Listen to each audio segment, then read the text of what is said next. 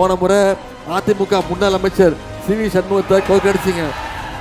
இந்த முறை இவருக்கு பயந்துட்டு அவர் தொகுதியை மாத்திட்டு போயிட்டாரு. அந்த அளவுக்கு எதிரிகளை மிரள விடுறவர் தான் திரு லட்சுமணன் அவர்கள். நன்றாக படித்தவர், மருத்துவர், எளிமையானவர். ஆனால் அரசியல் வந்துட்டா நல்ல ஃபீல்டு ஒர்க்கர், களத்தில் இறங்கி மக்களோடு இருக்கக்கூடிய ஒரு கள போராளி.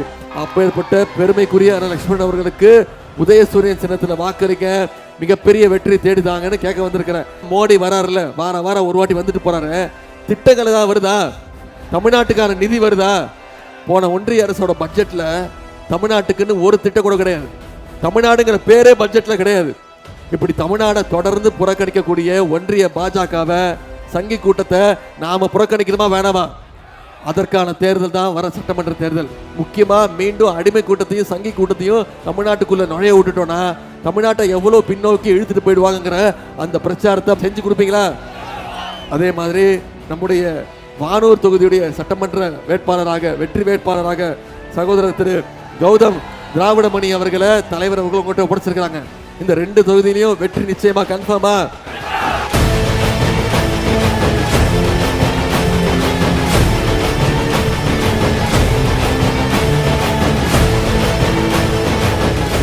ஏற்கனவே நாடாளுமன்ற உறுப்பினராக மிக அருமையாக பணியாற்றியவர் தான் திரு கௌதம் சிகாமணி அவர்கள். இந்த திருக்கோவிலிற்கு இந்த 5 வருஷத்துல நம்முடைய திராவிட மாடல் அரசு, உங்களுடைய சட்டமன்ற உறுப்பினர், கழக துணை பொதுச் செயலாளர் அண்ணன் பொன்முடி அவர்கள் என்னென்ன திட்டங்களை கொண்டு வந்திருக்கிறாரு?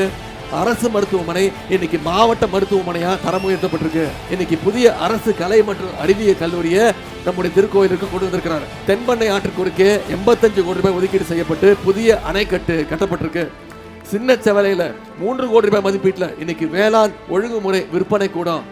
மாரங்கியூர்ல தென்பண்ணை ஆற்றின் குறுக்கே இன்னைக்கு ஒரு புதிய உயர்மட்ட பாலம். அரங்கண்டனில் உள்ள அரசு மேல்நிலை பள்ளியில இன்னைக்கு 3 கோடி ரூபாய் ஒதுக்கீடு செய்யப்பட்டு புதிய விளையாட்டு அரங்கம். 50 கோடி ரூபாய் மதிப்பீட்டுல இன்னைக்கு சிட்கோ சார்பாக தொழிற்பேட்டை அமைக்கின்ற பணி நடந்துட்டு இருக்கு.